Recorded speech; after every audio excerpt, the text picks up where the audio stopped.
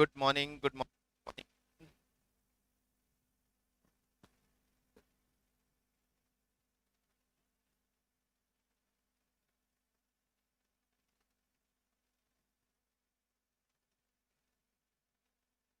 Marginal costing, marginal costing से related basic concepts और जितने भी बेसिक फॉर्मूलाज हैं वो सारे हमने डिस्कस कर लिए और उनसे रिलेटेड कुछ एग्जांपल्स भी देख लिए। नाउ अब हम चलते हैं कुछ डिफ और एडवांस कॉन्सेप्ट पे, मार्जिनल कॉस्टिंग से ही रिलेटेड। जिस मार्जिनल कॉन्सेप्ट को कुछ डिसीजन मेकिंग कैसे डिराइव कर सकते हैं, या moving on the decision making part कि डिसीजन मेकिंग में मार्जिनल कॉस्टिंग कैसे हेल्पफुल है और कैसे हम इसी पर्टिकुलर कॉन्सेप्ट को यूज करते हैं।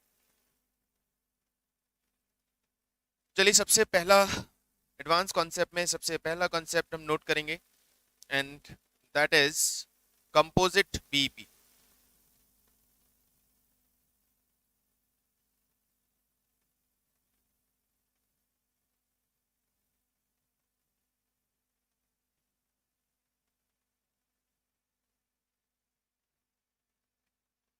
कंपोजिट पीवी रेशो और कंबाइंड पीवी रेशो।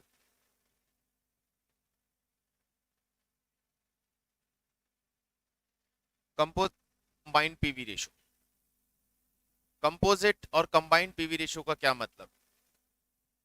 एक प्रोडक्ट बना और एक प्रोडक्ट का पीवी रेशो निकाल रहे हैं, वो हम समझ चुके हैं। और पीवी रेशो का हमारा फॉर्मूला क्या होता है? Contribution upon sales multiply by 100, that means percentage of contribution that we are earning on sale. Unit is manufacturing more than one product, say 3, 4, 5 products, तो इंडिविजुअली हर प्रोडक्ट का पीवी रेशियो तो हम निकाल सकते हैं, लेकिन हमें पूरा ऑर्गेनाइजेशन में जितना भी प्रोडक्ट बन रहा है उन सारे प्रोडक्ट का एक कंपोजिट और कंबाइंड पीवी रेशियो यदि कैलकुलेट करना है, तो वो हम कैसे कैलकुलेट करेंगे? एक तो सिंपल सा तरीका ये है कि आप हर प्रोडक्ट का टोटल कंट्रीब्यूशन निकाल लो, और हर प्रोडक्ट के कंट्रीब्यूशन को निकालने के बाद उन सारे कंट्रीब्यूशन को ऐड कर लो और सभी प्रोडक्ट का सेल्स को ऐड कर लो। Total amount of contribution from all the products divided by total amount of contribution from total amount of sales from all the product. और फिर वही हमारा फॉर्मूला अप्लाई कर देंगे हम, contribution divided by sales multiply by 100। एक तो ये सिंपल सा तरीका हो गया, लेकिन लेकिन हमें शॉर्टकट चाहिए कि हम डायरेक्टली इसे कैसे कैलकुलेट कर सकते हैं। तो डायरेक्टली कैलकुलेट करने का तरीका क्या रहेगा? आपको क्या करना है, आपको हर प्रोडक्ट का पीवी रेशो इंडिविजुअली निकालना है या अवेलेबल होगा, और हर प्रोडक्ट का टोटल सेल्स में कितना प्रपोर्शन है वो हमें चाहिए, जिसे हम बोलते हैं सेल्स मिक्स। तो क्या लेंगे हम? PV ratio of individual product multiply by sales mix, और इसका टोटल कर लेंगे, तो ये हमारा बन जाएगा कंपोजिट या कंबाइंड पीवी। ये हमारा हो जाएगा कंपोजिट और कंबाइंड पीवी रेशो। क्या करना है? इंडिविजुअल प्रोडक्ट का पीवी रेशो चाहिए, और उन सभी प्रोडक्ट का टोटल सेल्स में कितना प्रपोर्शन है, कितना परसेंटेज एक प्रोडक्ट उस टोटल सेल्स को रिप्रेजेंट का परसेंटेज चाहिए, दैट इज सेल्स मिक्स। और फिर इन दोनों को मल्टीप्लाई करके टोटल कर लीजिए, you will get your composite PVR. Now composite PVR के साथ साथ हम एक और चीज कैलकुलेट कर सकते हैं, that is combined contribution per unit.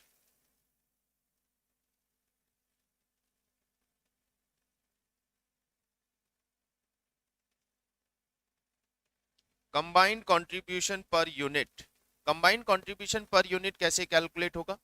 Exactly same procedure है कंबाइंड कंट्रीब्यूशन पर यूनिट का भी, सेम प्रोसीजर है कंबाइंड कंट्रीब्यूशन पर यूनिट का भी।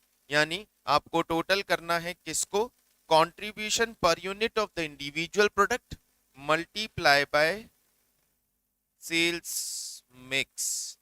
तो आपको मिल जाएगा कंबाइंड कंट्रीब्यूशन पर यूनिट। तो ये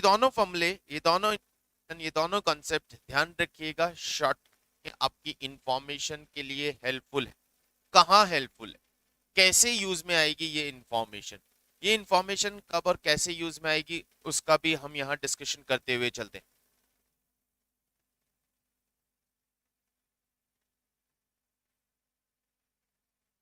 ओवर पॉइंट निकालना है। ओवरऑल बीईपी मतलब सभी प्रोडक्ट्स का टोटल यानी पूरे ऑर्गेनाइजेशन का नेट बीईपी क्या होगा, या फिर हमें इंडिविजुअल बीईपी निकालना है। लेकिन प्रॉब्लम यह है कि बीईपी इंडिविजुअली नहीं निकाल सकते। क्यों? क्योंकि फिक्स कॉस्ट आपको पूरे ऑर्गेनाइजेशन की मिलेगी। बीईपी निकालने के लिए क्या करते हैं? Fix cost divided by PV ratio या fix cost divided by contribution per unit. Fix cost divided by buffering.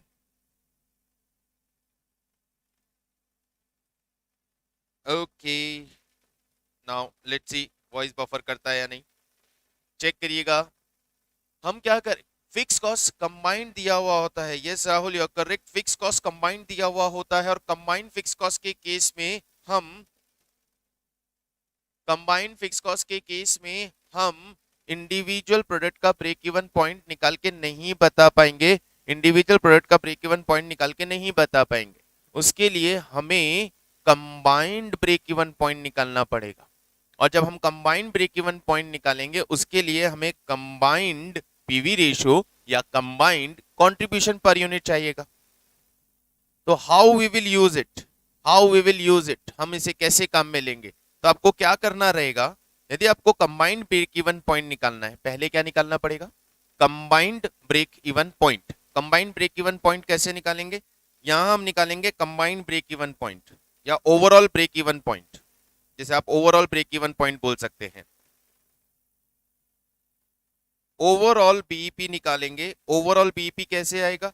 Total fixed cost of all the products, total fixed cost of all the products divided by combined PV ratio. अब ये जो overall BEP आया है ये value में आया है, आपके पास रुपीज में आया है। तो पहले ओवरऑल बीईपी निकाल लिया मैंने ना। ओवरऑल बीईपी निकालने के बाद क्या करूंगा, ये तो ओवरऑल बीईपी आया, I want BEP of individual product, मुझे इंडिविजुअल प्रोडक्ट का बीईपी चाहिए। तो इंडिविजुअल प्रोडक्ट का बीईपी कैसे निकलेगा? उसके लिए आप इस ओवरऑल बीईपी को रीडिस्ट्रीब्यूट कर दोगे in sales mix, divide in sales mix. इसे आप सेल्स मिक्स में डिवाइड कर दीजिए सभी प्रोडक्ट के अंदर, तो इंडिविजुअल प्रोडक्ट का बीईपी आपको मिल जाएगा। क्या प्रोसीजर है? सबसे पहले आप निकालेंगे combined break even point. Combined break even point कैसे निकलेगा? Total fix cost divided by combined PV ratio.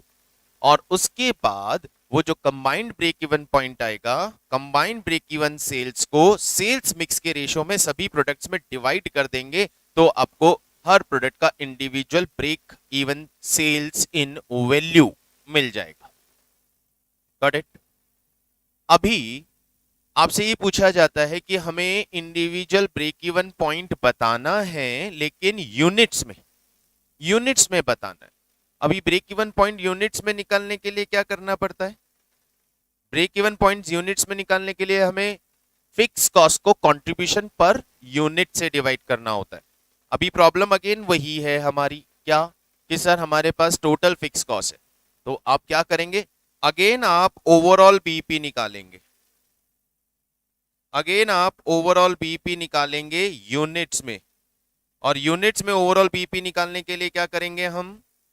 Units में ओवरऑल बीईपी निकालने के लिए टोटल फिक्स कॉस्ट को, टोटल फिक्स कॉस्ट को, टोटल फिक्स कॉस्ट को contribution, combined contribution per unit से डिवाइड करेंगे।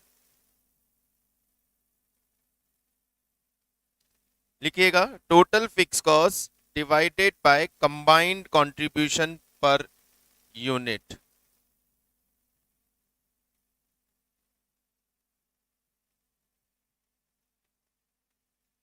टोटल फिक्स कॉस्ट को कंबाइंड कंट्रीब्यूशन पर यूनिट से डिवाइड कर दीजिए, इससे आएगा ओवरऑल बीपी इन यूनिट्स।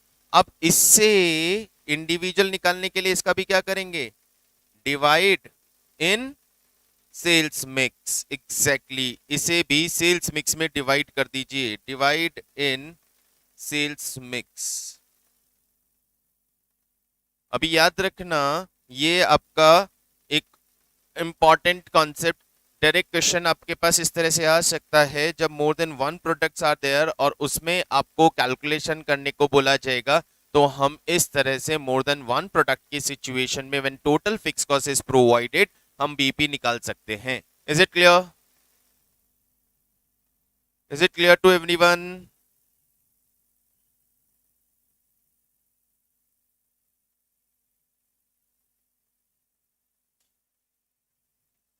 Okay, very good. चलिए, एक तो ये कॉन्सेप्ट, ये एडवांस कॉन्सेप्ट्स में आज का नंबर वन, आज के लिए फर्स्ट कॉन्सेप्ट था। नाउ द सेकेंड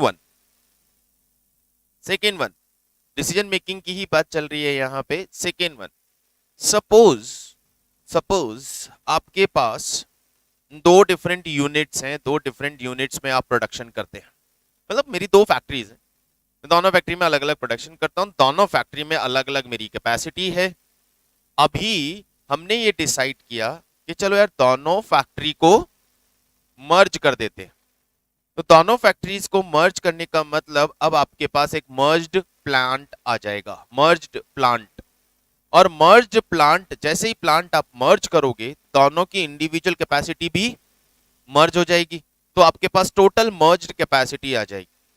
अब आपसे जो भी इंफॉर्मेशन कॉल किया गया है वो मर्ज्ड प्लांट के केस में कॉल किया गया है। आपसे जो भी इंफॉर्मेशन मांगा जा रहा है, जो भी डिसीजन मांगा जा रहा है, वो मर्ज्ड प्लांट के लिए मांगा जा रहा है कि सर मर्ज प्लांट का बीपी क्या होगा, सर मर्ज प्लांट का बीपी इन यूनिट्स क्या होगा।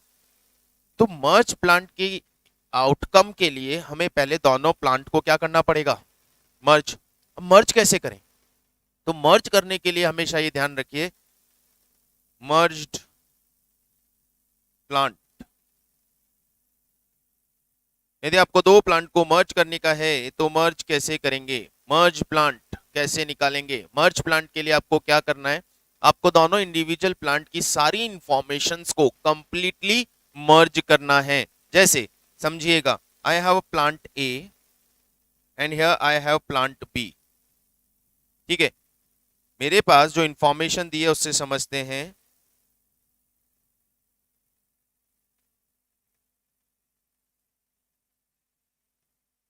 कैपेसिटी, मेरे पास कैपेसिटी है, प्लांट ए की कैपेसिटी सपोज 50,000 यूनिट्स का है और प्लांट बी का कैपेसिटी भी 50,000 यूनिट्स का है। करंटली यूटिलाइजेशन, यूटिलाइजेशन का मतलब आप कितनी कैपेसिटी पे काम कर रहे हो। तो हम प्लांट ए में से 80% कैपेसिटी पे काम कर रहे हैं और प्लांट बी में हम अभी सिर्फ 50% कैपेसिटी पे काम कर रहे हैं। ठीक है, इसका मतलब प्लांट ए में 40,000 यूनिट्स बन रहे हैं और प्लांट बी में 25,000 यूनिट्स ही बन रहे हैं। Got it? सेल्स हमें दिया हुआ है, सेल्स हमें दिया हुआ है, यहाँ पे जो हमारी सेल्स है वो 4 लाख रुपए की है और यहाँ हमारी सेल 2,50,000 रुपए की है। वेरिएबल कॉस्ट हमें दी हुई है 2,40,000 रुपी और यहां वेरिएबल कॉस्ट हमें दी हुई है 1,50,000 रुपी। फिक्स कॉस्ट हमें दी हुई है, प्लांट ए की फिक्स कॉस्ट हमें दी हुई है, प्लांट ए की फिक्स कॉस्ट है मेरे पास से 60,000 रुपी और प्लांट बी में मेरा फिक्स कॉस्ट आता है से 40,000 रुपी। ये इंफॉर्मेशन।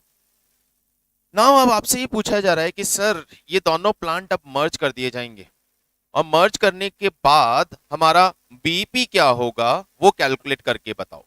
तो फर्स्ट ऑफ ऑल आपको क्या करना पड़ेगा, इन दोनों प्लांट को क्या करना पड़ेगा, मर्ज। जैसे ही आप मर्ज करेंगे, जैसे ही आप मर्ज करेंगे आपकी टोटल कैपेसिटी कहां चली जाएगी, 1 लाख यूनिट्स की टोटल कैपेसिटी हो जाएगी। टोटल कैपेसिटी 1 लाख यूनिट्स की हो जाएगी, बिल्कुल हो जाएगी। अब जब आप इन दोनों प्लांट को मर्ज करेंगे तो एक चीज ध्यान रखिएगा, प्लांट मर्ज करने में आपको हर वेरिएबल कंपोनेंट को 100% पे लाना पड़ता है और फिक्स्ड कंपोनेंट को आप एज इट इज प्लस कर देते हैं। यानी 80% पे आपका सेल्स है 4 लाख रुपी, 80% पे आपका सेल्स है 4 लाख रुपए, तो 100% पे आपका सेल्स कितना होगा? 100% पे आपका सेल्स कितना होगा? सर 80% पे 4 लाख रुपए का सेल्स हो रहा है, मैं 100% पे लाऊंगा तो 5 लाख का सेल्स होगा। ये कैलकुलेशन तो आ गई ना समझ में? 80% पे 4 लाख रुपए का सेल है तो 100% पे सेल्स कितनी हो जाएगी? 5 लाख रुपए हो जाएगी। परफेक्ट। यहाँ पे जो प्लांट है वो 50% पे काम कर रहा है और उसकी सेल 2.5 लाख रुपए है, तो 100% पे इसकी सेल कितनी होगी? इसकी भी 5 लाख होगी। अब जब दोनों 100% पे आ गए तब जाके आप इन दोनों को प्लस करके मर्ज कर दीजिए, यानी मर्ज्ड प्लांट का total sales will be 10 lakh. That is the important point. Plant merge करने का मतलब नहीं ये नहीं है कि आप उसे करंट यूटिलाइजेशन पे ही मर्ज कर दोगे, आप उसको 100% कैपेसिटी पे कन्वर्ट करोगे और उसके बाद मर्ज करोगे। इसी तरह वेरिएबल कॉस्ट 80% पे 2,40,000 रुपी है, तो 100% पे कितनी होगी? 3 लाख। ये 50% पे 1,50,000 रुपी है, तो 100% पे कितनी होगी? सर ये भी 3 लाख, यानी total variable cost will be 6 lakh. Fix cost, इस प्लांट का फिक्स कॉस्ट 80% पे 60,000 है, तो 100% पे कितना होगा? सर 60,000 ही होगा, 60,000 ही होगा, क्योंकि फिक्स कॉस्ट हमेशा जो डिसाइड की जाती है वो टोटल कैपेसिटी पे ही डिसाइड की जाती है, वो परसेंटेज ऑफ यूटिलाइजेशन से वेरी नहीं करती, वो प्रोडक्शन से वेरी नहीं करती। तो टोटल फिक्स कॉस्ट दोनों प्लांट की मिला के मर्ज प्लांट की टोटल फिक्स कॉस्ट 1 लाख रुपए हो जाएगी। यस करेक्ट, वेरी गुड, बिल्कुल सही जवाब।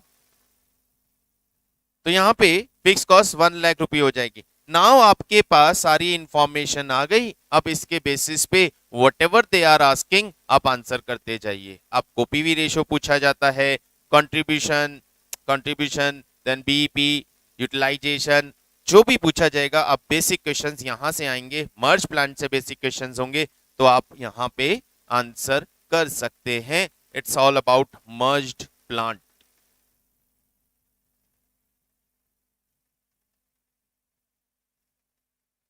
बताइए।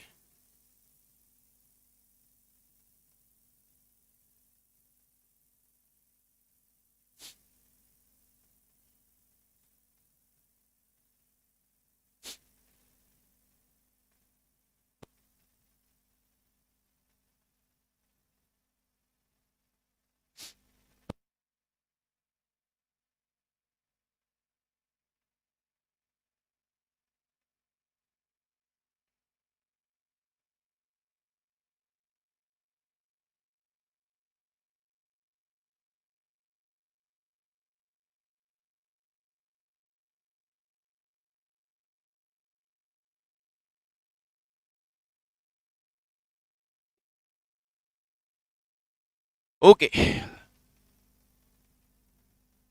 All set,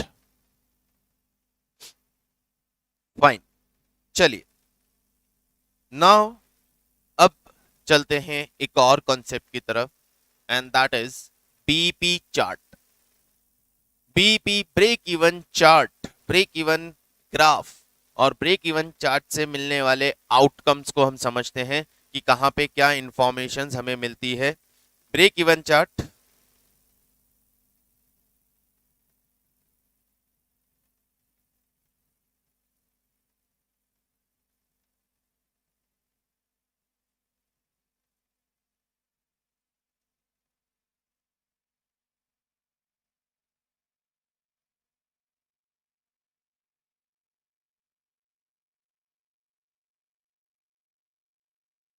break even chart यानी बीपी की जो इंफॉर्मेशन है, जो हमने सारी यहाँ पे इंफॉर्मेशन समझी, sales, variable cost, fix cost, कब बीपी मिलता है हमें, किस स्टेज पे बीपी आता है, ये सारी कैलकुलेशंस आप ब्रेक इवन चार्ट यानी बीपी चार्ट पे कैलकुलेट कर सकते हैं। बीपी चार्ट कैसे बनता है उसका यहाँ पे एक एग्जांपल समझे।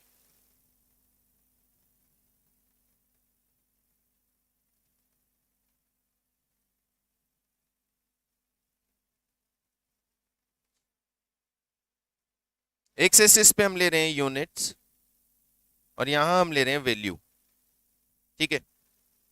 अब कुछ ऑब्जर्वेशंस यहाँ निकल रहे हैं, वो आप बताते चलिए। Everyone knows about such observations. सबसे पहला ऑब्जर्वेशन ये है, what about your selling price और what about your sales.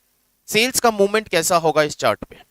Sales का मूवमेंट कैसा होगा सर? जैसे जैसे सेल्स यूनिट्स बढ़ेंगी, सेल एग्जैक्टली डायगोनल उस प्रोपोर्शन में इंक्रीज होगी, बिल्कुल होगी। यानी 0 यूनिट पे योर सेल्स विल बी 0, और जैसे जैसे नंबर ऑफ यूनिट्स यहाँ पे इंक्रीज होती जाएंगी, आपकी सेल्स बढ़ती जाएगी। यानी जो आपका सेल्स लाइन बनेगा वो इस तरह से बनेगा,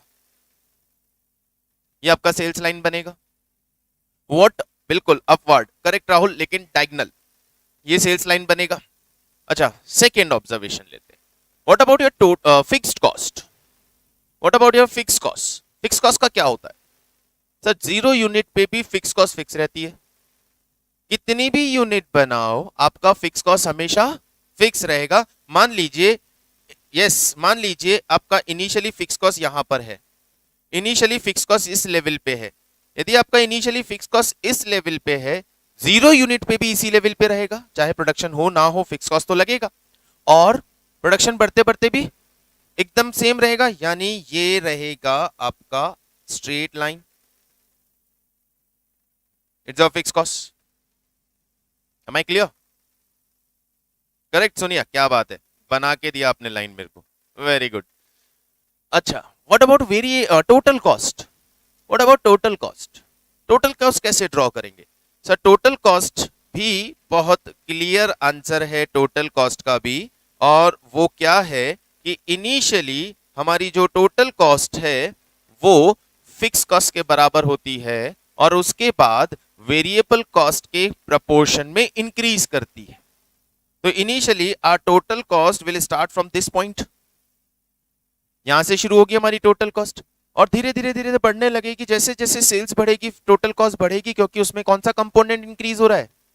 वेरिएबल कॉस्ट का कंपोनेंट इंक्रीज हो रहा है। तो आपकी फिक्स कॉस्ट तो सेम रहती है, वेरिएबल कॉस्ट बढ़ती है तो टोटल कॉस्ट बढ़ने लगेगी, और वो टोटल कॉस्ट जो आपकी इंक्रीज होगी वो पहले सेल्स से कम रहेगी तो लॉस होगा, और जैसे ही आपको बीईपी अचीव होता है आपकी टोटल कॉस्ट किसके बराबर हो जाती है? सेल्स के बराबर। और जैसे ये बीईपी से ऊपर निकलते हो मार्जिन ऑफ सेफ्टी की तरफ, तो आपकी टोटल कॉस्ट सेल्स से कम होना शुरू हो जाती है, क्योंकि आपको प्रॉफिट होता है। यस, फिक्स कॉस्ट के स्टार्टिंग पॉइंट से डायगोनल अपवर्ड और समाव कुछ इस तरह से जाएगी आपकी टोटल कॉस्ट लाइन। क्लियर? ये हमारी टोटल कॉस्ट लाइन होगी।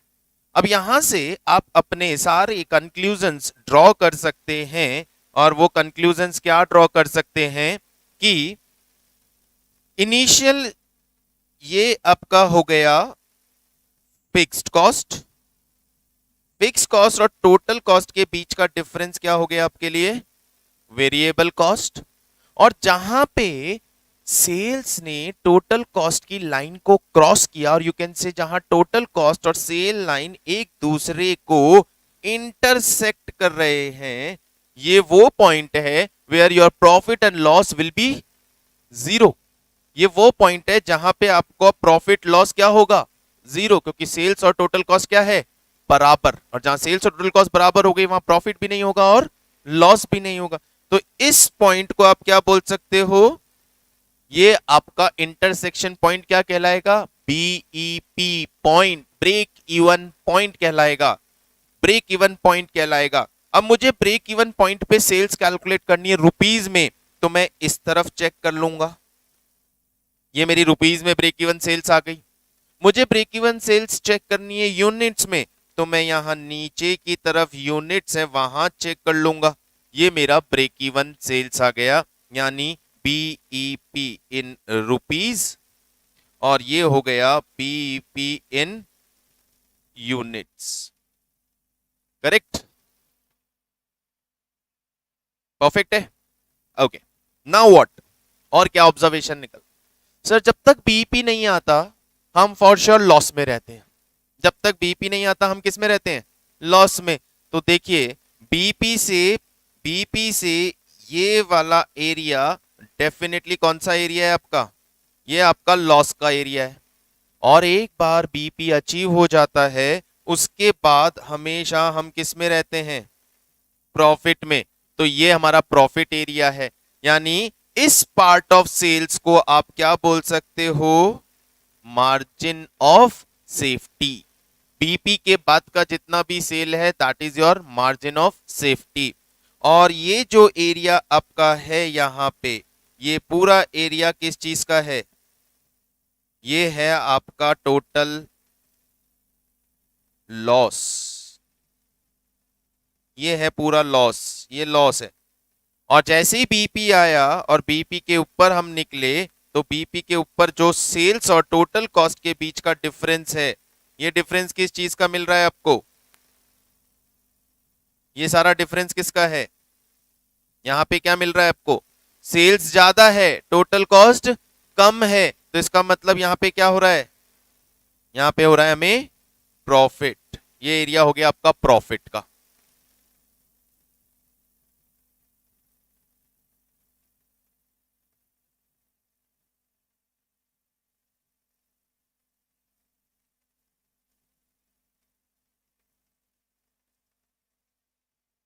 It is your profit.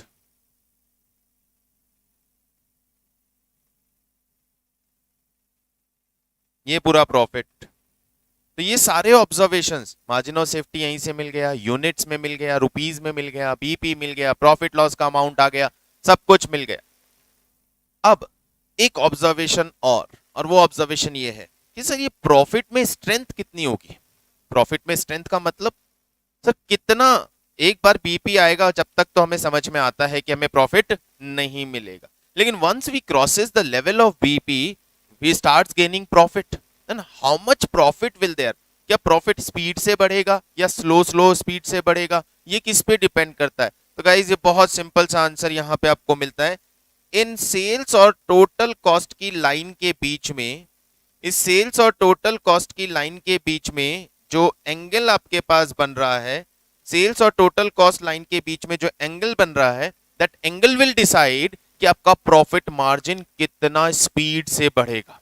ये एंगल जितना ज्यादा वाइड बनेगा, ये एंगल जितना ज्यादा वाइड बनेगा, आपका प्रॉफिट मार्जिन कंपैरेटिवली उतना ही वाइड होगा। मतलब यहां पे अभी देखें तो शायद 20 डिग्री का एंगल है, 30 डिग्री, 45 डिग्री, जितना डिग्री का एंगल बढ़ता जाएगा प्रॉफिट परसेंटेज उतनी ही ज्यादा होगी। और इस एंगल को बोलते हैं हम एंगल ऑफ इंसिडेंस, ये कहलाता है एंगल ऑफ इंसिडेंस। सो ये है आपका BP chart and I think यहां पे सारी कैलकुलेशंस आपको समझ में आ गई। बना लीजिए, फटाफट ड्रॉ कर लीजिए और ऑब्जर्वेशंस नोट कर लीजिए। नोट कीजिएगा गाइस, मिलते हैं 2 मिनट में।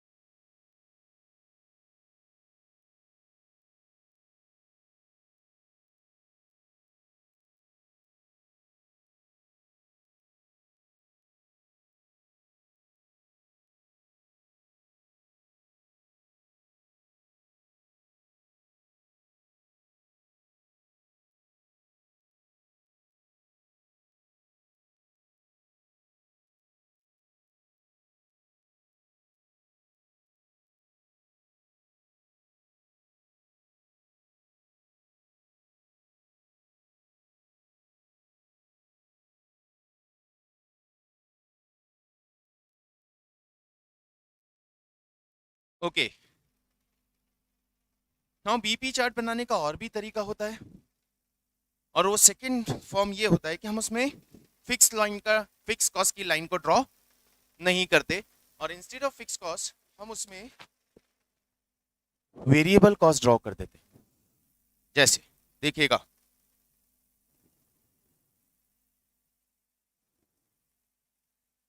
सबसे पहले हमने as usual sales line draw किया 0 से, और सेकंड हमने इसमें टोटल कॉस्ट लाइन ड्रॉ किया, और एक लाइन हम ड्रॉ करेंगे वो होगी वेरिएबल कॉस्ट, जो कि 0 से स्टार्ट होगी। 0 यूनिट पे वेरिएबल कॉस्ट फॉर श्योर 0 से स्टार्ट होगी, लेकिन वो टोटल कॉस्ट के पैरेलल चलेगी। वेरिएबल कॉस्ट हमेशा टोटल कॉस्ट के पैरेलल चलेगी। क्यों चलेगी पैरेलल? क्योंकि वेरिएबल और टोटल कॉस्ट के बीच में क्या डिफरेंस होता है? फिक्स कॉस्ट, और फिक्स कॉस्ट हर लेवल पे सेम रहती है। तो वेरिएबल कॉस्ट और टोटल कॉस्ट के बीच का जो डिफरेंस है वो ऑलवेज सिमिलर रहेगा, यानी वो यहां से स्टार्ट होगा और टोटल कॉस्ट के पैरेलल चलेगा। अब इसमें आप देख सकते हैं कि इस टोटल कॉस्ट और वेरिएबल कॉस्ट के बीच में जो डिफरेंस है, that difference will be of fix cost and other observations will remain same. बाकी सब कुछ सेम है। तो इधर आप वेरिएबल कॉस्ट और टोटल कॉस्ट से ड्रॉ कर सकते हैं, या फिर आप टोटल कॉस्ट और फिक्स कॉस्ट को ड्रॉ कर सकते हैं, एंड ये होगा आपका बीपी चार्ट और बीपी एनालिसिस, या BP analysis through BP chart. Is it clear? तो यहां पे आई डोंट थिंक कि किसी को कोई प्रॉब्लम है इस कॉन्सेप्ट के अंदर।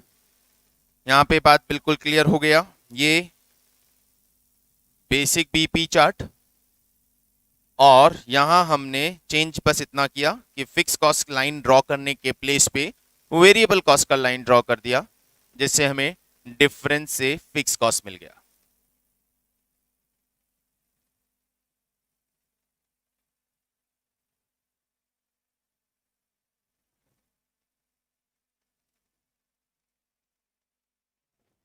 चलिए नेक्स्ट और very important concept, the next concept that is actually very much important, और वो है की फैक्टर कॉन्सेप्ट।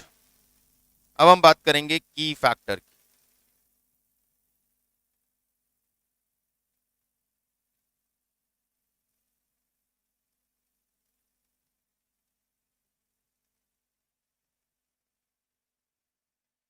की फैक्टर, व्हाट की फैक्टर इज, नेक्स्ट हेडिंग डाल दीजिएगा, वन मोर इंपॉर्टेंट वन।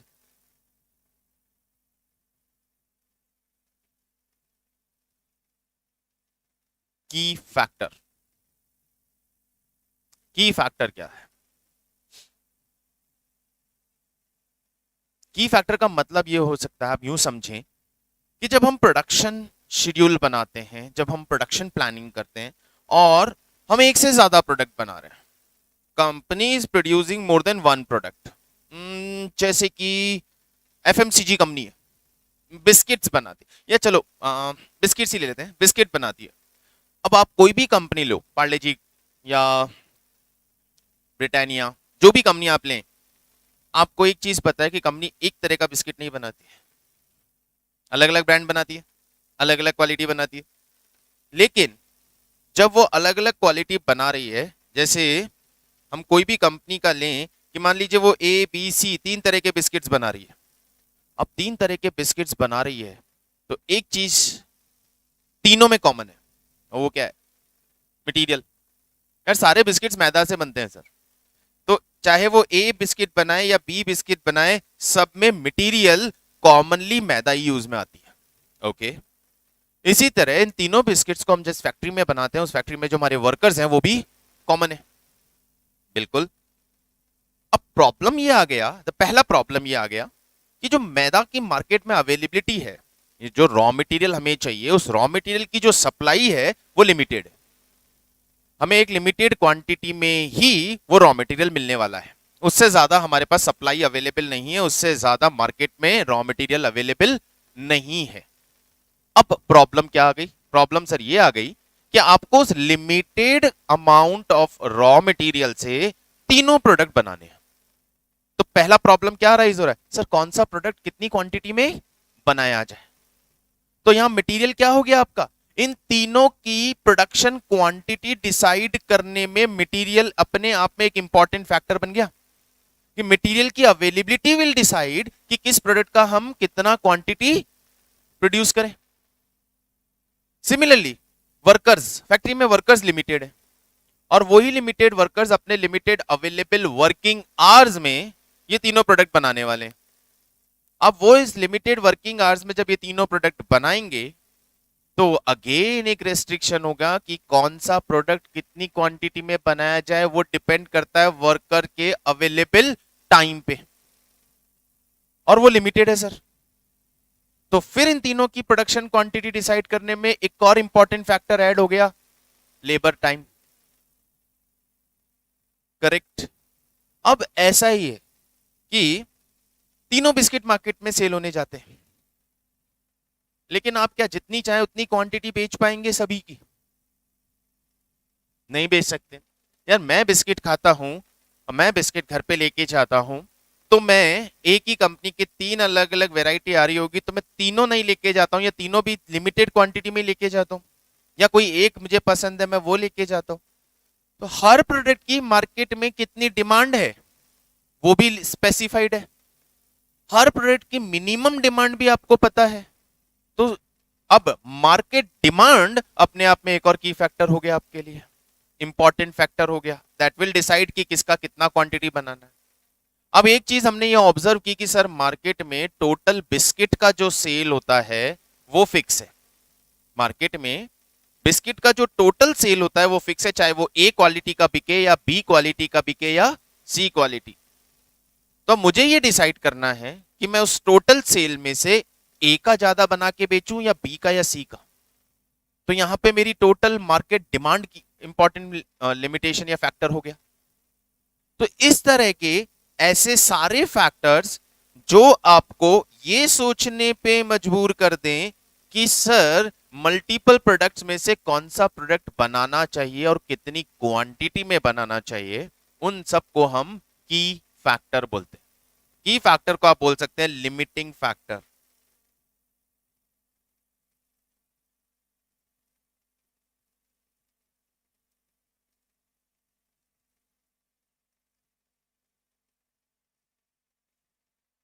ओ क्या हो रहा है, नया डिजाइन बना रहा है। लिमिटिंग फैक्टर क्या लिमिट कर रहे हैं, ये क्या लिमिट कर रहे हैं ये फैक्टर्स आपका, ये क्या लिमिट कर रहे हैं, ये प्रोडक्शन क्वांटिटी को लिमिट कर रहे हैं। प्रोडक्शन क्वांटिटी, ये प्रोडक्शन क्वांटिटी को लिमिट कर रहे हैं। Factor that are important, factors that are available in limited या resources that are available in limited quantity that will restrict your total market demand or that will restrict your production or total production are known as key factors। और जब की factors की बात करते हैं तो कौन कौन से की फैक्टर्स हमारे सामने आते हैं, तो की फैक्टर्स में सबसे पहला की फैक्टर है material, availability of material is limited, तो ये रेस्ट्रिक्शन हो गया। दूसरा की फैक्टर, अब इसकी ये सारे की फैक्टर्स लिख रहा हूं और इन की फैक्टर्स के बेस पे अब प्रॉब्लम ये है कि आप डिसीजन कैसे लोगे सर। मटेरियल की फैक्टर है, सबसे पहले उसी की बात करते हैं। मटेरियल की फैक्टर है ए बी सी में से कौन सा प्रोडक्ट बनाऊं, कौन सा प्रोडक्ट बनाऊं सर। सर जो ज्यादा बिकता हो वो बना लो, तो ज्यादा बिकता है उस चीज से आप डिसीजन लेंगे कि कौन सा ज्यादा बिकता है पहले वो बनाऊं, या जो ज्यादा प्रॉफिटेबल है वो बनाऊं। ऑब्वियसली बात यही ना, ज्यादा प्रॉफिटेबल है वो बनाओ। लेकिन सर प्रॉफिटेबिलिटी का क्राइटेरिया क्या है, किस प्रोडक्ट को आप ज्यादा प्रॉफिटेबल बोलोगे, किस प्रोडक्ट को आप ज्यादा प्रॉफिटेबल बोलोगे। एग्जांपल लेता हूं, आंसर आप ही निकालेंगे अपने आप। ए बी सी तीन प्रोडक्ट हैं, और इन तीनों प्रोडक्ट की सेलिंग प्राइस मेरे पास है ए 50 रुपीज, बी 40 रुपीज और सी सबसे सस्ता वाला बिस्किट 20 रुपए का पैकेट बेचता हूं मैं। ठीक है, अब इन तीनों की वेरिएबल कॉस्ट मुझे मालूम है। क्या है variable cost? Sir consumer choice. बेटा कंज्यूमर चॉइस पे तो सिर्फ प्रोडक्ट की क्वांटिटी डिपेंड करती है, लेकिन कंज्यूमर चॉइस पे आप फाइनल डिसीजन नहीं ले पाएंगे। देखिए consumer choice, yes, it it is a factor, not the deciding factor. It is a factor but not the deciding factor, because consumer choice का मतलब ये नहीं है कि सारे कंज्यूमर्स एक ही प्रोडक्ट के बारे में सोचते हो। वेरिएबल कॉस्ट में एग्जांपल लेता हूं, रॉ मटेरियल। वेरिएबल कॉस्ट में सबसे पहला कंपोनेंट है हमारा रॉ मटेरियल। और जब रॉ मटेरियल की बात करते हैं तो रॉ मटेरियल में आपको दिया हुआ है कि रॉ मटेरियल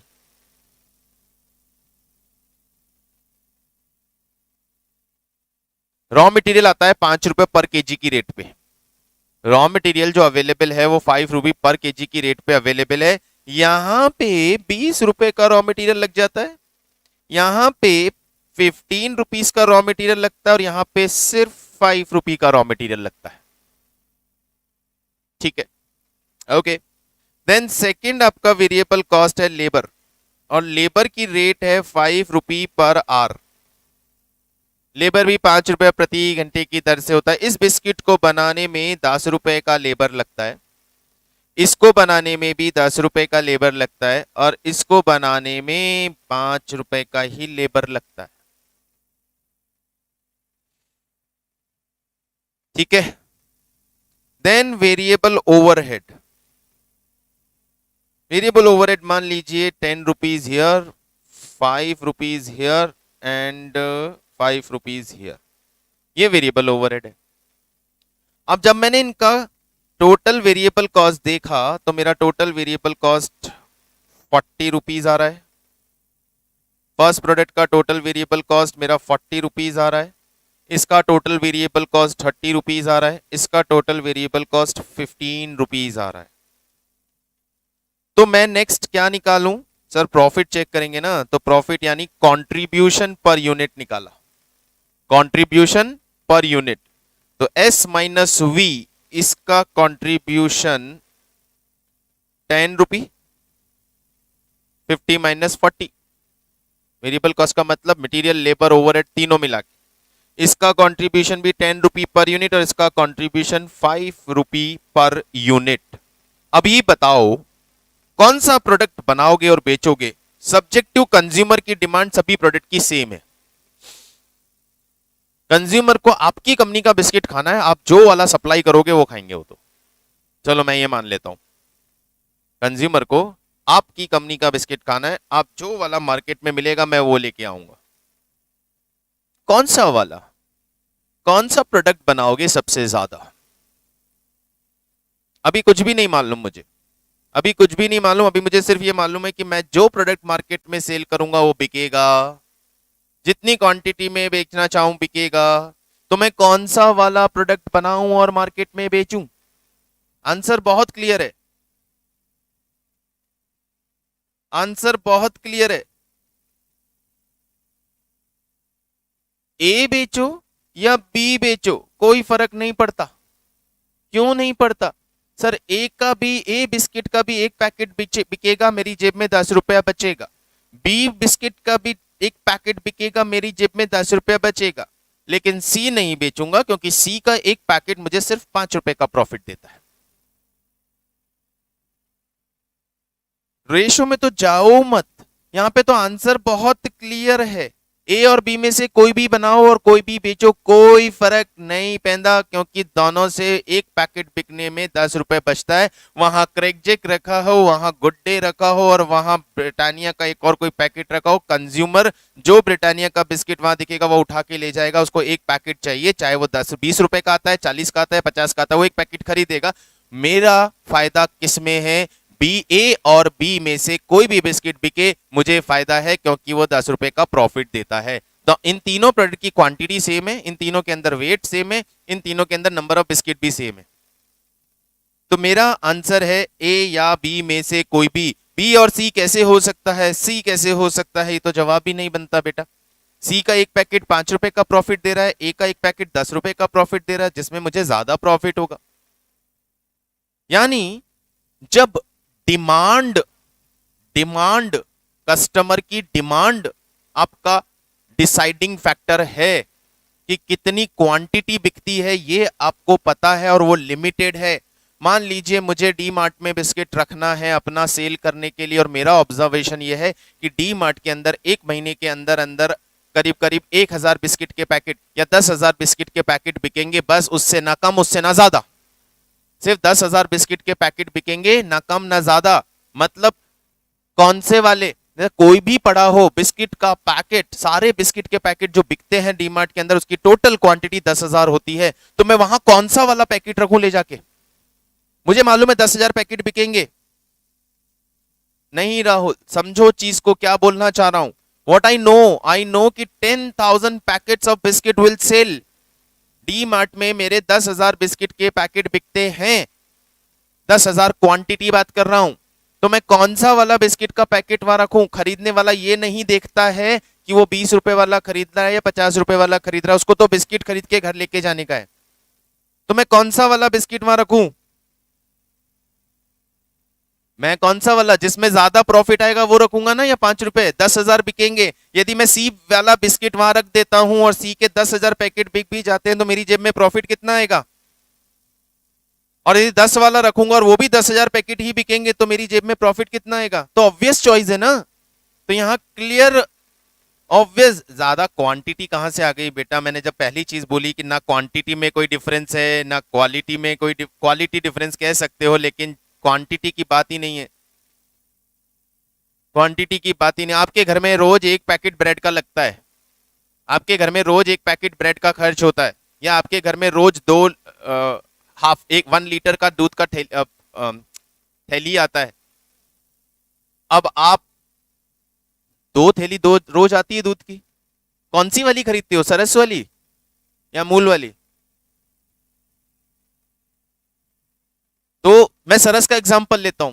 सरस का मिल्क जो आता है, सरस का मिल्क आता है 2 क्वालिटी में आता है, एक ब्लू वाली और एक गोल्ड वाली, एक ऑरेंज कलर वाली। याद है, देखा है कभी? एक ब्लू कलर की एक ऑरेंज कलर की। क्या डिफरेंस है सर? ब्लू कलर वाली 22 रुपी की या 23 रुपी की एक हाफ, या 45 रुपी की 1 लीटर की वो पैकेट होती है, और जो ऑरेंज वाली है वो 65 की एक पैकेट होती है। अच्छा, आप मिल्क की डेयरी पे जाते हो, आप मिल्क डेयरी पे जाते हो, आपको घर से ये फोन आया कि बेटा 2 थैली दूध का लेके आने का, 2 थैली दूध का लेके आने का। आप मिल्क की डेयरी पे जाते हो, नॉर्मली आप ब्लू वाली घर लेके जाते हो, लेकिन उस दिन जब मिल्क की डेयरी पे आप पहुंचे तो ब्लू वाली थैली नहीं थी, तो रेड वाली लेके जाओगे।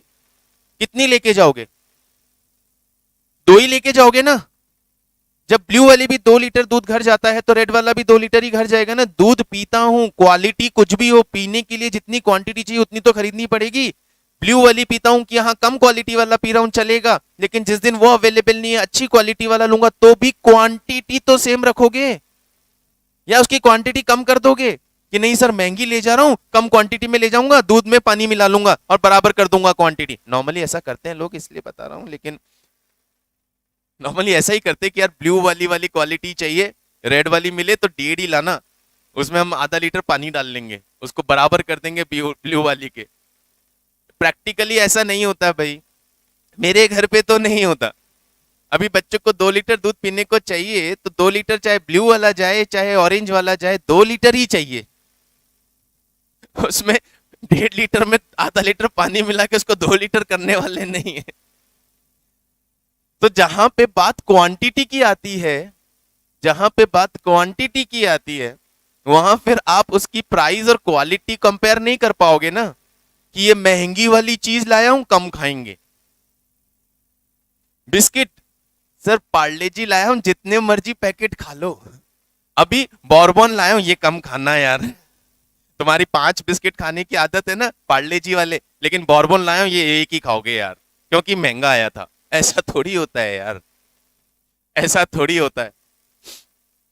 मतलब थोड़ा आगे चलूं, कुछ अच्छे लोगों की बात करूं जिनको सिगरेट पीने की आदत है, कि सर मैं गोल्फ ये कोई कोई भी ब्रांड, मैं 10 रुपए वाली सिगरेट पीता हूँ लेकिन मैं दिन में 5 पीता हूँ। आज महंगी वाली पीनी पड़ रही क्योंकि वो सस्ती वाली नहीं, आज 2 ही पीऊंगा।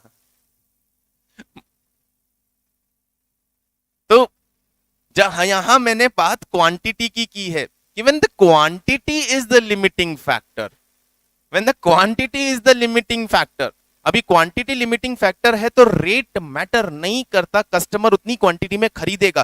तो मैं कौन सा बेचूं? जिसमें ज्यादा प्रॉफिट बच रहा है मैं वो बेचूंगा, ऑब्वियस बात है। चाहे वो सस्ता पड़ता हो या महंगा पड़ता हो मुझे नहीं मालूम, मुझे मालूम है 10,000 बिकना है, बिकना है तो 10,000 50 रुपए वाला मार्केट में क्यों नहीं थ्रो करता हूं? क्या हो गया राहुल?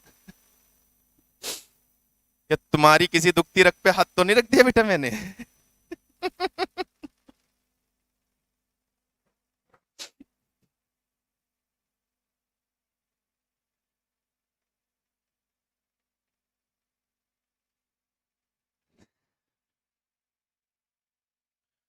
ठीक है। तो नहीं, एग्जाम्पल तो बेटा और भी है था, एक और हैवी वाला भी था लेकिन वो देना नहीं चाहता इसलिए आगे चलता हूं। तो यहां एक कंफर्म डिसीजन आ गया कि क्या, कि सर जब क्वांटिटी लिमिटेड है, क्वांटिटी का फैक्टर है, क्वांटिटी कितनी बिकेगी ये मेरा फैक्टर है, तो मैं डेफिनेटली किसे प्रिफर करूंगा? जिसका कंट्रीब्यूशन पर यूनिट ज्यादा होगा। तो यहां साथ में लिखते चलते हैं, व्हाट इज आर की फैक्टर करंटली, की फैक्टर, और उस की फैक्टर के बेस में आप उस बेस के केस में डिसीजन किसका लोगे? की फैक्टर आपका है क्वांटिटी यानी डिमांड, तो आपका डिसीजन होगा कंट्रीब्यूशन पर यूनिट पे। जिसका कंट्रीब्यूशन पर यूनिट ज्यादा है हम वो प्रोडक्ट बनाएंगे, जितना बना सकते हैं बनाएंगे, कोई प्रॉब्लम नहीं है। चलिए सर, नहीं सर इसमें एक रिस्ट्रिक्शन आ सकता है क्या? कि सर आपने तो बोल दिया ए बनाएंगे हम जितना बना सकते हैं, लेकिन मैंने ये ऑब्जर्व किया है कि यार मेरा बी बिस्किट मार्केट में डिमांड में है, यदि मेरा टोटल 10,000 का क्वांटिटी बिकता है तो उसमें कुछ कस्टमर्स बिल्कुल रिजिड हैं सर, बिल्कुल रिजिड हैं कि वो सी ही खरीदेंगे, कुछ ऐसे हैं जो बी ही खरीदेंगे, कुछ ऐसे हैं जो ए ही खरीदेंगे, रिजिड है सर, रिजिड है। अच्छा, और कुछ कस्टमर फ्लेक्सिबल हैं, जो दिख जाएगा वो ले जाएंगे। तो अच्छी बात है, तो एक काम करते हैं, कैसे, कितने कस्टमर रिजिड है? सर 10,000 में से 2,000 कस्टमर तो सी ही खरीदते हैं, वो सस्ता सोच के खरीदते हैं, इसलिए उनके लिए तो सी होना चाहिए वहां पे। ओके, और ऐसे ही सर 2,000 कस्टमर ऐसे हैं जो बी ही खरीदते हैं, और ऐसे ही 2,000 कस्टमर ऐसे हैं जो सी ए ही खरीदते हैं। 6,000 तो फिक्स हैं, 4,000 कस्टमर बचे हुए ऐसे हैं जो कुछ भी मिलेगा खरीद लेंगे। तो भाई आंसर आ गया ना यार, फिर मुझे क्या बताना है, क्या आंसर हो गया, किसकी कितनी क्वांटिटी बनाऊं? सर सी की तो 2,000 बनानी पड़ेगी, बी की भी 2,000 बनानी पड़ेगी, ए की भी 2,000 बनानी पड़ेगी, बची हुई 4,000 आपकी मर्जी हो जो बना दो। सर बची हुई 4,000 फिर ए की बना दो ना, जिसमें ज्यादा प्रॉफिट आ रहा है। ये बन गया schedule. That is totally depend on the observation, market study, कि आपका किस प्रोडक्ट का कितना डिमांड है। रिजिड डिमांड है वो तो बनाना ही पड़ेगा, देयर इज नो चॉइस। लेकिन जब फ्लेक्सिबल डिमांड आएगी तो हम उस प्रोडक्ट पे ज्यादा फोकस करेंगे जिसमें कंट्रीब्यूशन पर यूनिट ज्यादा आता है। Correct, done. So concept clear हो गया, ये वाला पॉइंट क्लियर हो गया। चलिए अब चेंज करते हैं इसी के अंदर कि सर प्रॉब्लम ये है, प्रॉब्लम ये है सर कि जो मटेरियल है, मटेरियल है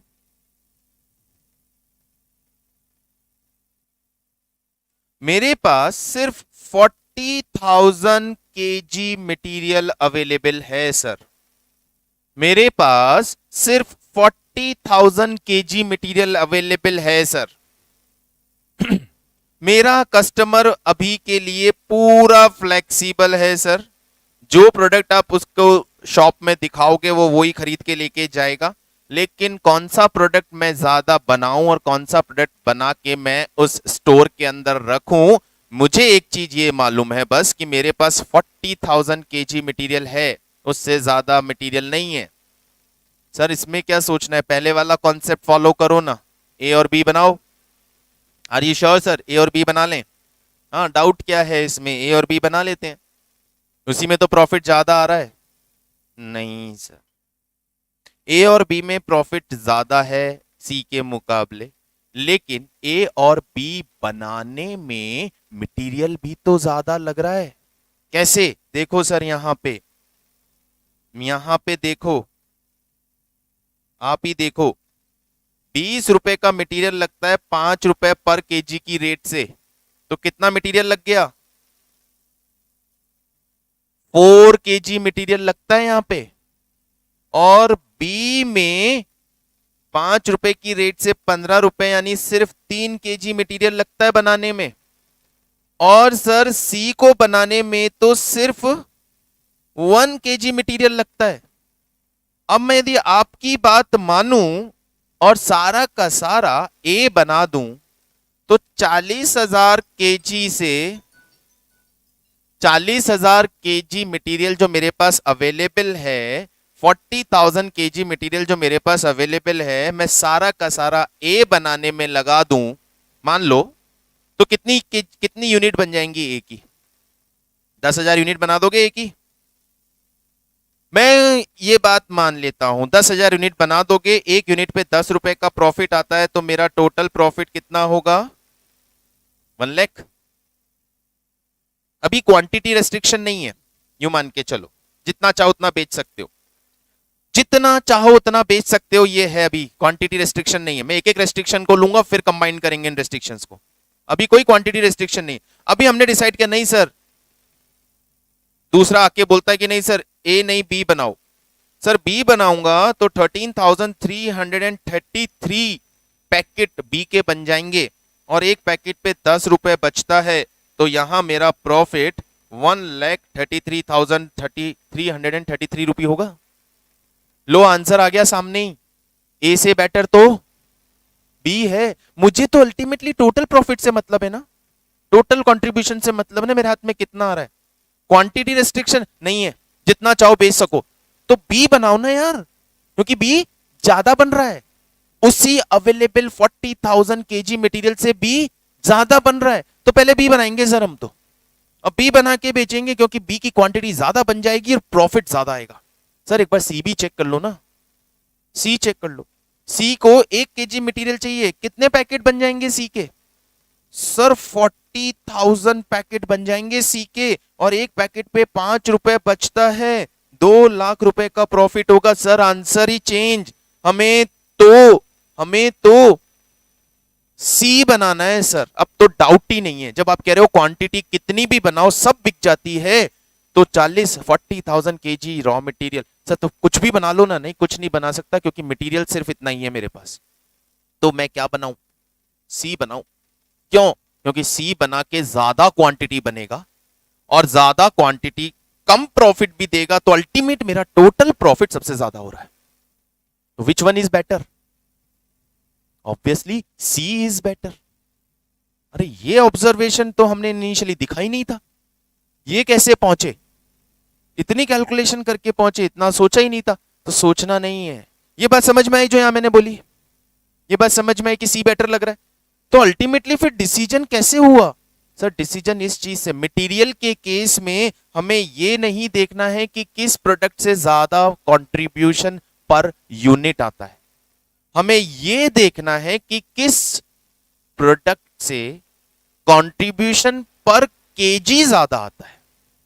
मैं अपना रॉ मटेरियल वहां यूज करूंगा जहां उस रॉ मटेरियल के 1 किलो क्वांटिटी यूज करने से, 1 केजी यूज करने से, 1 यूनिट यूज करने से कंट्रीब्यूशन ज्यादा आता हो। तो हमें क्या निकालना पड़ेगा? हमें क्या निकालना पड़ेगा? ये सब हटा दो, हमें क्या निकालना पड़ेगा? सर मटेरियल यदि लिमिटिंग है तो हमें निकालना है कंट्रीब्यूशन पर केजी, कंट्रीब्यूशन पर केजी ऑफ मटेरियल। कैसे?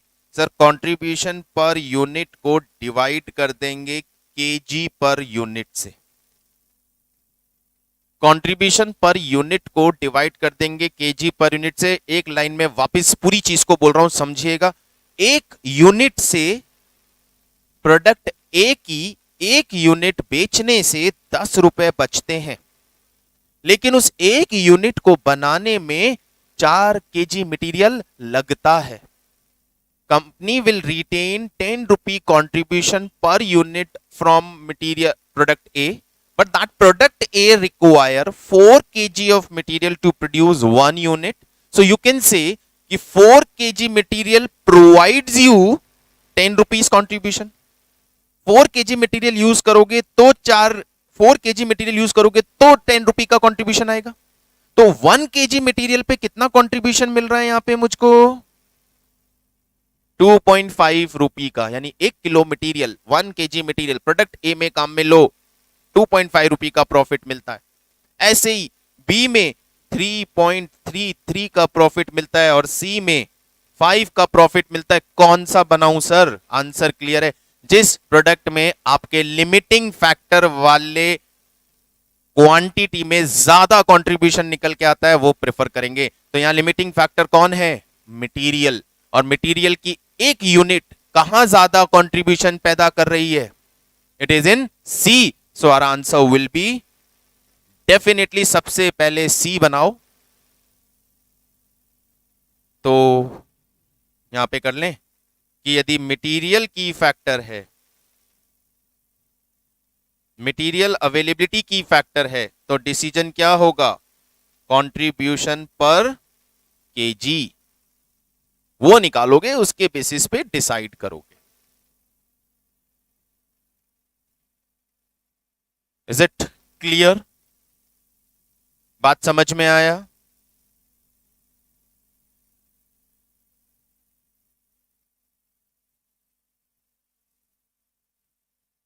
तो सबसे पहले हम कौन बनाएगा? सी। फिर हम बच गए तो बी बनाएंगे और लास्ट में हम ए बनाएंगे। अब यहां ये बात तो सबको समझ में अच्छी तरह आ गई। अब यहां मैं मल्टीपल रेस्ट्रिक्शन मिक्स करता हूं। हाँ हाँ, आराम से बेटा, स्क्रीनशॉट क्या पूरा ही शॉट लेने दूंगा, आराम से। ये लो, यहां तक का ले लो पहले स्क्रीनशॉट। मैं हट जाता हूं फ्रेम में से।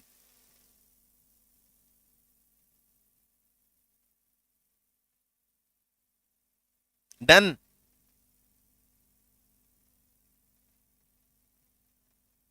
चलिए, वो आगे वाली स्क्रीन बाद में देखेंगे, अभी पूरा होने दो। अभी यहां पे मैं दूसरा रेस्ट्रिक्शन डाल रहा हूं। सर आपने यहां पे तो कंक्लूजन ये निकाल के दे दिया, क्या सी बनाओ सर, जितना बन सकता है बनाओ। लेकिन सर मेरे प्रोडक्ट का मार्केट में डिमांड रेस्ट्रिक्टेड है सर। अच्छा, मतलब मेरे 3 प्रोडक्ट मार्केट में जाते हैं, लेकिन सी, अभी आपने बोला 40,000 सी बनाओ और बेचो, प्रॉफिट ज्यादा होगा। लेकिन सर सी 20,000 से ज्यादा तो बिकता ही नहीं है। सी की डिमांड रेस्ट्रिक्टेड है सर, ये 20,000 यूनिट से ज्यादा नहीं बिकता। अच्छा, तो 20,000 से ज्यादा नहीं बिकता, तो 20,000। बी की डिमांड रेस्ट्रिक्टेड है सर, ये भी 10,000 यूनिट से ज्यादा नहीं बिकता। और ए की डिमांड 12,000 यूनिट की है सर। ये मेरी तीनों प्रोडक्ट की डिमांड है सर, ये मुझे मालूम है। अब क्या डाल रहा हूं? एक रेस्ट्रिक्शन और ऐड कर रहा हूं। तीनों प्रोडक्ट की क्या मालूम है मुझे? डिमांड, कितना कितना मार्केट डिमांड है। तो पहला पहला पहला और पहला, सबसे पहला आपका डिसीजन क्या होगा? जिसकी जितनी डिमांड है उतना बनाओ, बेचो। प्रॉब्लम क्या है सर? देखते हैं, बना के देखते हैं। सर एक ही 12,000 यूनिट बनाएंगे, एक यूनिट को बनाने में 4 kg मटेरियल लगता है, टोटल 40। एक मिनट सर, एक मिनट सर, मैं इसकी डिमांड को थोड़ा सा, नहीं कमी क्यों?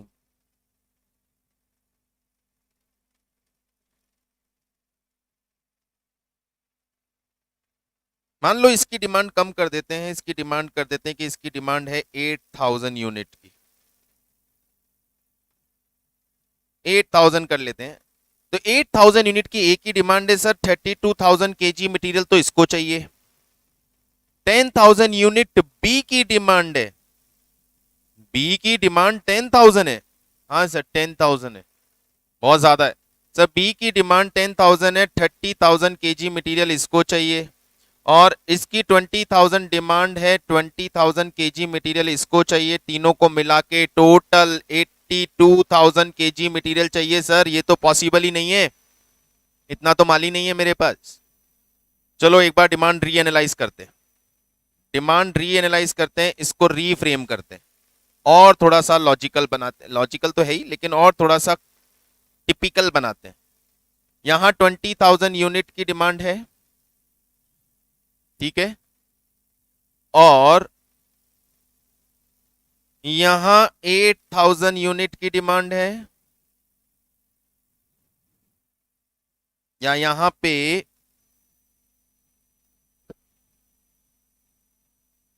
और कम कर देता हूं, यहां सिर्फ 5,000 यूनिट की डिमांड है, और यहां पे 3,000 यूनिट की डिमांड है। ऐसी डिमांड है। चलो अब इस डिमांड के हिसाब से पहले तीनों बना लो। ए सबसे महंगा, सबसे ज्यादा, बी सबसे सी सबसे सस्ता है, उसकी डिमांड बहुत ज्यादा है, मिड क्लास पब्लिक बहुत ज्यादा खरीदती है। ए सर ये बॉर्बन है, ये कम लोग खरीदते हैं, ठीक है। इसको बनाने में सर 12,000 केजी का मटेरियल चाहिए, इसको बनाने में सर 15,000 केजी का मटेरियल चाहिए, इसको बनाने में सर 20,000 केजी मटेरियल चाहिए।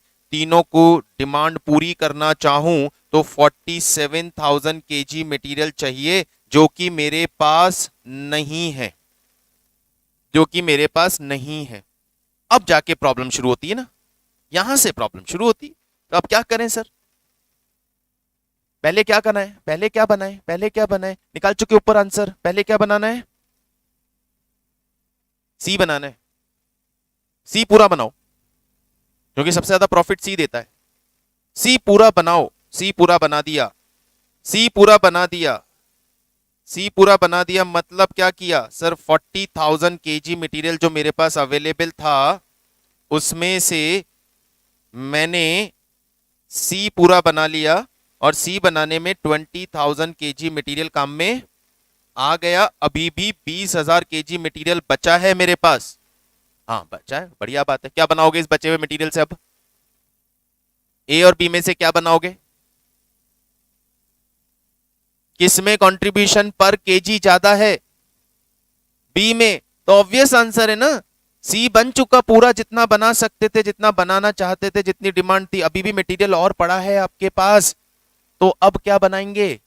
अब बचे हुए मटेरियल से पहले बी बनाएंगे सर, बिल्कुल बी बनाएंगे, डाउट ही नहीं है। सेकंड रैंक बी को मिला है, बी बना लो। कितनी बनेंगी? 5,000। पूरी बना लो, बना सकते हो? हाँ सर, पूरी बनाने के लिए सिर्फ 15,000 केजी मटेरियल चाहिए, है इतना तो मेरे पास। ये बना दिया सर बी, ये बना दिया बी। सर अभी भी 5,000 केजी मटेरियल बच गया, बच गया है मटेरियल। तो अब क्या बनाएंगे?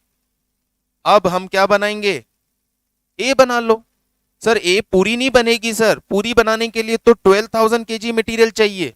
अरे भैया जितनी बनेगी उतनी बना दो, ए की यूनिट डिवाइडेड बाय 4, 1250 यूनिट बना दो ए की।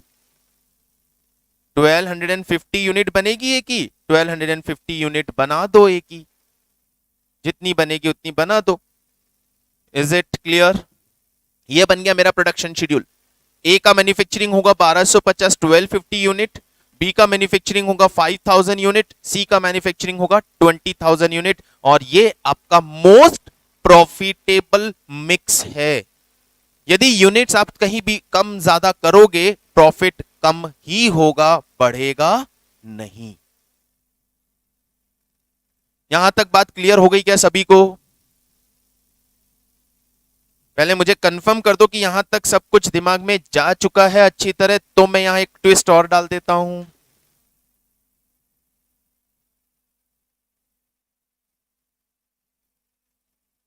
If everyone is comfortable then एक ट्विस्ट और लीजिए। जिसको जैसे स्क्रीनशॉट लेने का है लेते रहिएगा, पॉज किया हुआ है मैंने।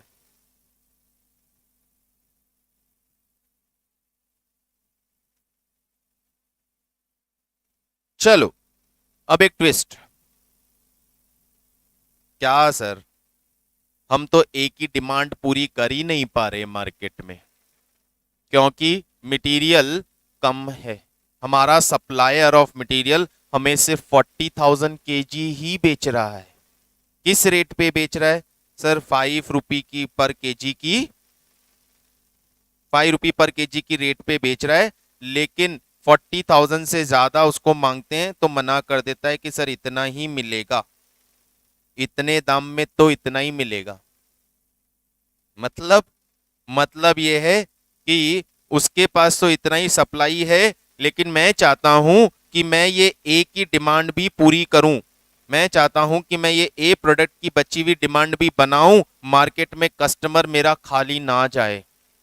तो क्या करें सर? मिल रहा है, एक दूसरा सप्लायर है, एक दूसरा सप्लायर है जो ये मटेरियल सप्लाई करने को तैयार है। एक दूसरा सप्लायर ये मटेरियल सप्लाई करने को तैयार है। अच्छा, लेकिन सर रेट ज्यादा मांग रहा है। कितनी ज्यादा सर? वो कह रहा है कि मैं आपको ये मटेरियल सप्लाई तो कर दूंगा, मैं आपको ये मटेरियल सप्लाई तो कर दूंगा, लेकिन मैं आपसे 7 रुपी पर केजी का रेट लूंगा। क्या रेट लेगा वो? 7 रुपी पर केजी का रेट लेगा। अच्छा ऐसा है। हम्म, तो क्या खरीद लेते हैं? नहीं सर, चेक तो कर लो। महंगा मटेरियल खरीदने से कहीं ए प्रॉफिट की जगह लॉस में मेकिंग प्रोडक्ट तो ना बन जाएगा। ठीक है, चेक करते हैं। कैसे चेक करें सर? मैं पूरी कैलकुलेशन वापस करूं यहाँ पे ए के लिए? नहीं, यहां तक की कैलकुलेशन में जो आंसर जस्टिफाई हुआ है वो तो करेक्ट है, इसमें तो कोई डाउट नहीं है। अब आगे एक्स्ट्रा प्रोडक्शन ए का करना है, सिर्फ उसी के लिए तो मटेरियल महंगा लग रहा है। तो देखो आगे क्या हो रहा है। सर पहले 5 रुपए की रेट पे मटेरियल आ रहा था, अब 7 रुपए की रेट पे मटेरियल आएगा, यानी पर केजी कितना ज्यादा लगेगा? पर केजी कितना ज्यादा लगेगा? देखो वर्बल आंसर होता है, पर केजी कितना ज्यादा लगेगा आपको? 2 रुपए पर केजी मटेरियल महंगा हो गया, पक्का ना? 2 रुपए पर केजी महंगा हुआ ना? पहले 5 में आ रहा था, अभी कितने में आ रहा है? 7 में। नाउ एक की एक यूनिट बनाने में, बिस्किट एक की एक पैकेट बनाने में कितना मटेरियल लगता है सर आपको? 4 केजी। तो 4 केजी मटेरियल यानी 8 रुपए पर यूनिट आपकी कॉस्ट बढ़ जाएगी क्या? क्लियर है या नहीं?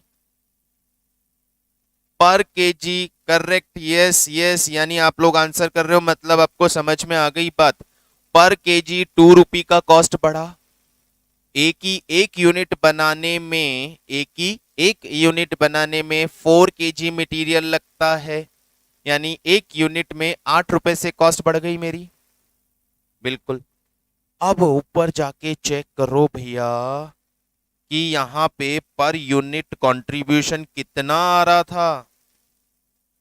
पर यूनिट कंट्रीब्यूशन कितना आ रहा था? 10 रुपए। पर यूनिट कंट्रीब्यूशन 10 रुपए। या यहां पे वेरिएबल कॉस्ट कितनी आ रही थी? 40 रुपए। लेकिन अभी वेरिएबल कॉस्ट कितनी हो जाएगी? +8। और जैसी वेरिएबल कॉस्ट +8 होगी, आपका कंट्रीब्यूशन कितना रह जाएगा? 2 रुपए कंट्रीब्यूशन रह जाएगा। हाँ सर, कंट्रीब्यूशन 10 रुपए मिल रहा था, लेकिन अब वो कंट्रीब्यूशन कम होके कितना रह जाएगा? 2 रुपए। अरे क्या करें, बनाएं क्या? बताओ क्या करें? 7 रुपी की रेट पे मटेरियल खरीद लें क्या और ए बना लें क्या? बचा हुआ क्वांटिटी ए का बना लें क्या? क्या कहते हो? नहीं बनाए? ये कहते हैं नहीं बनाओ, आप क्या कहते हो?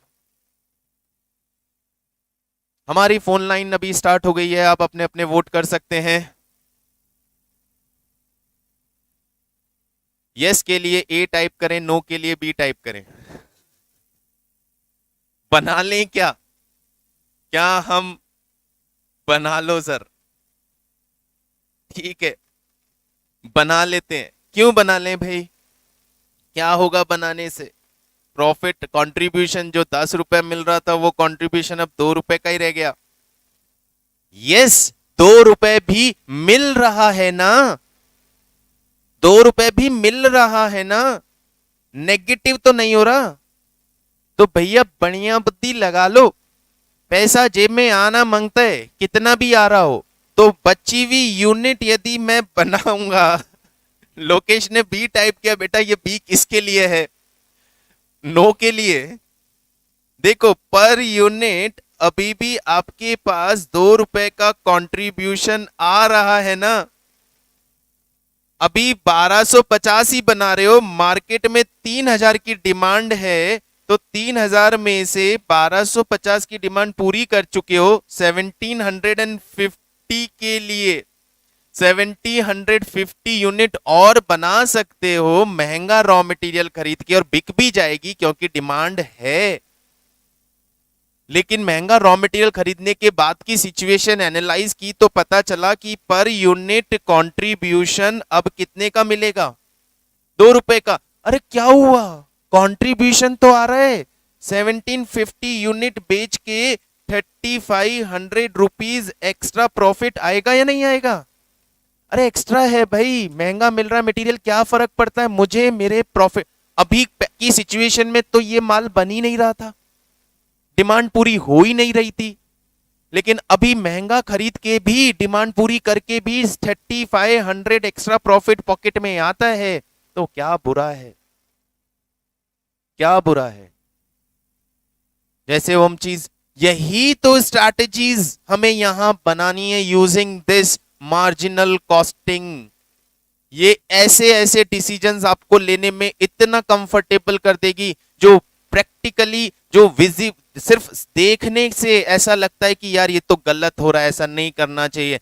मैं किसी को बोलूं 5 रुपए की जगह 7 रुपए का मटेरियल का रेट है, खरीदोगे क्या? अरे पागल हुआ हूं, इतना महंगा मटेरियल काय को खरीदूंगा, मैं बनाऊंगा ही नहीं।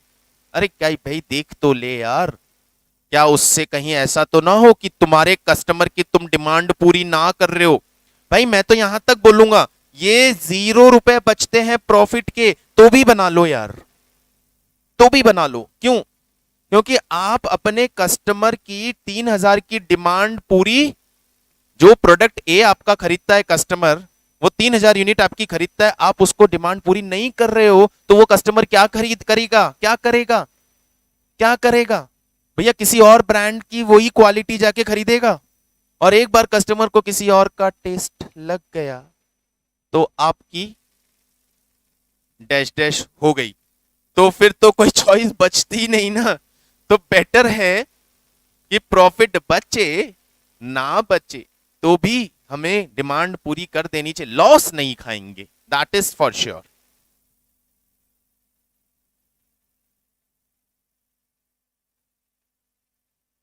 राजवीर कह रहा है ठंड का कुछ करो, बहुत बढ़ रही है। बेटा मैं क्या कर सकता हूं ठंड का तुम्हारा? कैसी कैसी बातें पूछते हो यार, कैसी कैसी बातें करते हुए यार। अब इसका जवाब मैं, सॉरी, जिप अप। आई,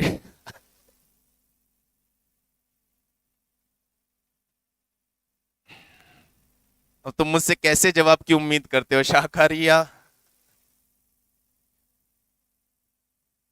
चलो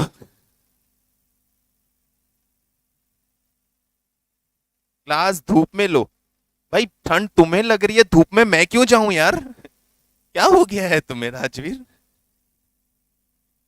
ठंड तुम्हें लग रही है, धूप में मैं जाऊं? मेरे को तो नहीं लग रही ला ठंड भाई, अपन ने ठंड का इंतजाम करिए ला।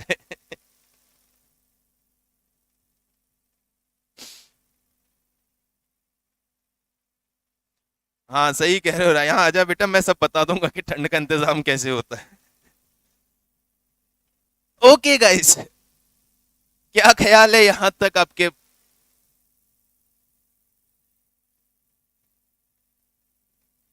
बहक गया है, सुबह सुबह लगाया है क्या भाई?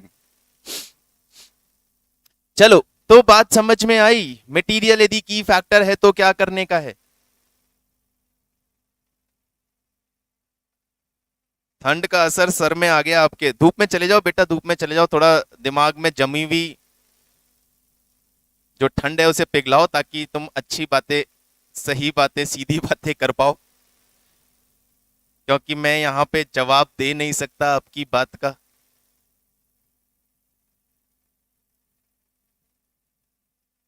शुद्ध शाकाहारी जवाब यही है कि धूप में चले जाओ, 2 स्वेटर और जैकेट और पहन लो, सर पे टोपी पहन लो, गले में मफलर डाल लो, ठंड दूर हो जाएगी। चलिए आगे चलते हैं। एंड देखिए, अब आगे जो मैं नेक्स्ट की फैक्टर की बात कर रहा हूं वो ऑलमोस्ट इसी तरह का हो गया कि मान लीजिए आपके पास वर्कर्स लिमिटेड है, वर्कर्स लिमिटेड है, वर्किंग आवर्स लिमिटेड है, और वर्किंग आवर्स लिमिटेड होने के केस में आपका जो डिसीजन है वो अब किस पे शिफ्ट हो जाएगा? भाई जब मटेरियल हमारा की फैक्टर था, जब मटेरियल की फैक्टर था तो हमने क्या निकाला था भाई? हमने क्या निकाला था? कंट्रीब्यूशन पर केजी ऑफ मटेरियल। अब यहीं पे लेबर की फैक्टर हो जाएगा, लेबर की फैक्टर हो जाएगा। तो वत्सल,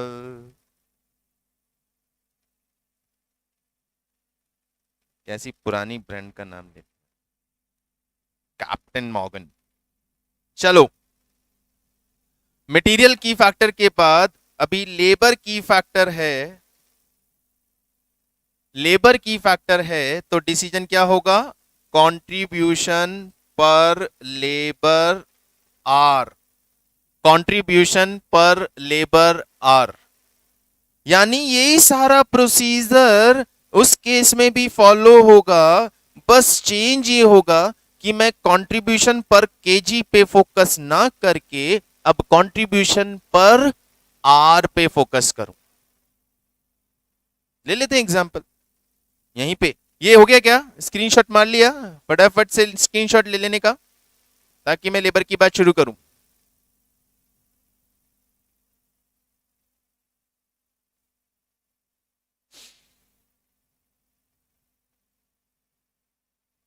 ओके, इतना समय तो काफी है।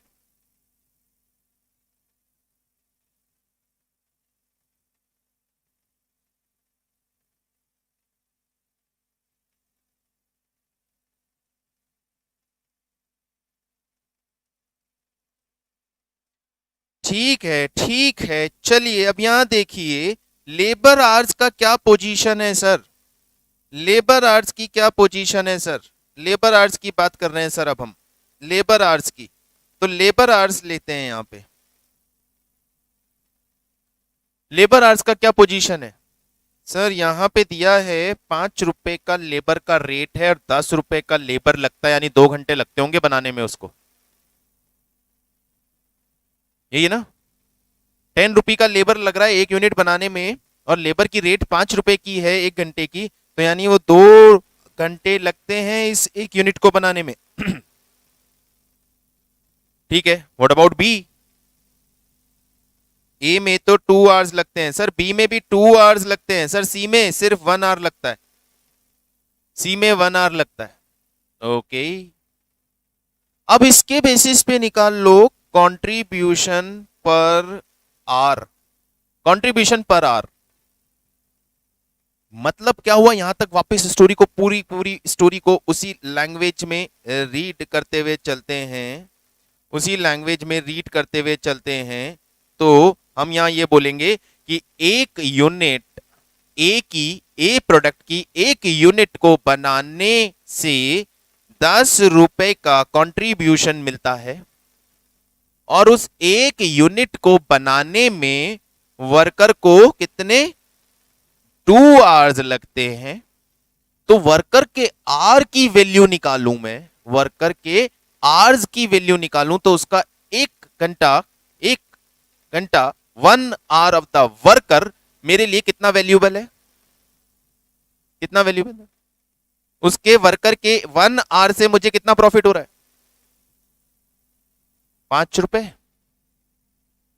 एक यूनिट बनाने से 10 रुपए का प्रॉफिट होता है और उस एक यूनिट को बनाने में 2 घंटे लग जाते हैं वर्कर को, तो वर्कर मुझे 1 घंटा काम करके कितना प्रॉफिट कमा के दे रहा है? 5 रुपए कमा के दे रहा है ना?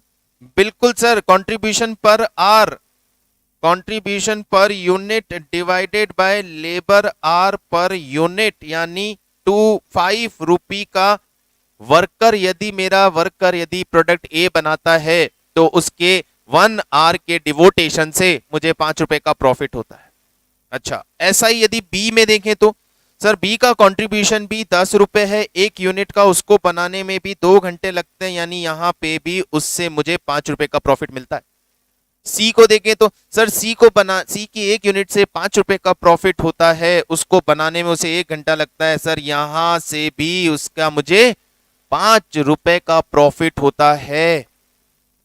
इसका मतलब क्या है सर? इसका मतलब है वर्कर चाहे ए बनाए, चाहे बी बनाए, चाहे सी बनाए, उसके पर आर से मुझे 5 रुपए का प्रॉफिट मिलता है। तो यहां पे तो तीनों प्रोडक्ट इक्वल हैं, कुछ भी बना लो। और यदि ये कम ज्यादा होता तो एग्जैक्टली वैसा ही करते, हम फर्स्ट सेकंड थर्ड रैंक निकालते, जैसे मटेरियल के केस में निकाला, फिर वही डिमांड लेते, अकॉर्डिंगली शेड्यूल बनाते, एग्जैक्टली वही करते जो हमने किसमें किया? मटेरियल के साथ किया।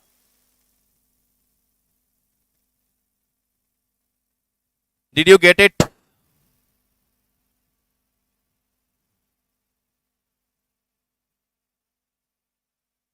की फैक्टर में लास्ट एक और लिख लीजिएगा, value, sales value.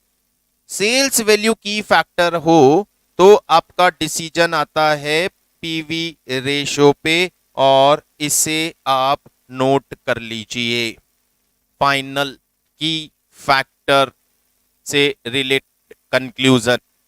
In case of key factor, individual की फैक्टर है, तो ये आपके यहां पे जो लिखे हुए हैं ये आपके पूरे डिसीजन क्राइटेरिया हो गए।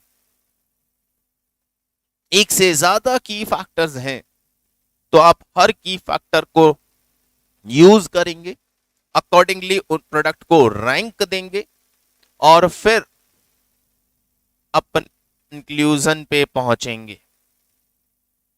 दो की फैक्टर है तो दोनों से रैंक दो और दोनों की रैंक को कंबाइंड करके देखो बेटर कौन है, तो पहले वो बनेगा फिर दूसरा बनेगा।